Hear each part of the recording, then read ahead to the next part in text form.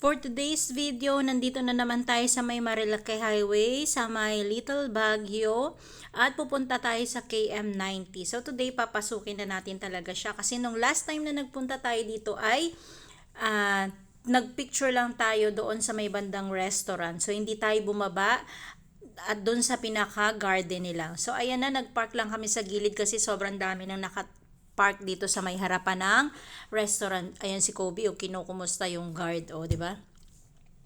Tapos ayan na nga, pagpasok namin, may entrance kasi na 50 pesos pag gusto mo dun sa garden, bumaba. Magbabayad ka lang ng 50. Tapos, yung meron din silang resto dito na ang ganda ng ambience, malaki siya, maliwanag, pero hindi pa kami nakakakain dyan. So, dahil may dala kaming food, hindi kami dyan kumain.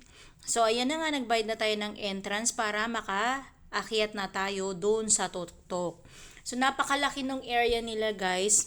Mapapagod kayo sa pag-ikot, pero sa sobrang lamig naman, hindi nyo na mapapansin yung pagod nyo.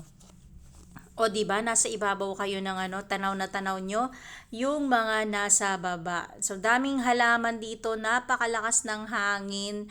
Talaga namang ewan ko na lang pag di ka paliparin. So, pwede din siyang magsama ng mga pets na gusto nyo. Pet friendly din yung place nila, guys. So, yun na nga, umakyat na kami sa taas, sa tuktok, at nakita ko si Kobe, ay si Teo pala yan, na umaakyat pa dun sa mas mataas na lugar sa may parang castle. So sabi ko bumaba na siya kasi baka mahulog siya. Tapos ito naman si Kuya Yuri, enjoy na enjoy din sa pagpapapicture. Nga pala, guys, meron din silang swimming pool. So yung mga bata, dahil gustong gusto na nilang mag-swimming, wala na kaming nagawa at hindi na namin sila napigilan. So nagbayad kami ng 70 pesos each para sa kanila.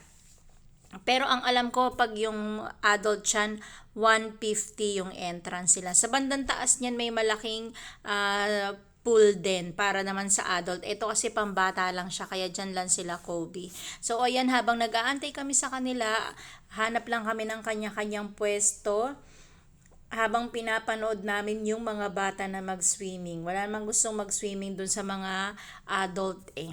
So, ayan lang, guys. Tapos, meron din silang accommodation. Pwede nyo yan, guys, i-check sa kanilang FB page. Hanapin nyo lang yung KM90. Ma-search nyo lang yan doon. Nandun yung kanilang mga accommodation at saka yung rates nila. Ayan lang, guys. Bye-bye!